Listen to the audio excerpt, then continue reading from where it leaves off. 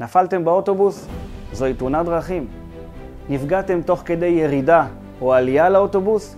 זוהי תאונת דרכים. כנ"ל גם ברכבת וכנ"ל גם במונית. כל תאונה שנפגעתם בתחבורה ציבורית, זוהי תאונת דרכים. אז מה זה אומר? בתאונות דרכים זה לא משנה כיצד קרתה התאונה, זה לא משנה מי אשם בתאונה. תמיד תהיו זכאים לפיצויים כל עוד הייתה תאונה. זכרו, בתאונות דרכים כל תיק זוכה.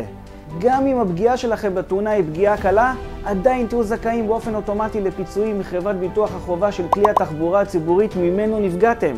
שתדעו, חברת הביטוח חייבת על פי חוק לפצות אתכם, היא גם חייבת לממן לכם הוצאות שנגרמו ושיגרמו כתוצאה מהתאונה, והיא גם חייבת לממן לכם את שכר טרחת העורך דין, כך שאתם לא אמורים להוציא שקל מהכיס שלכם.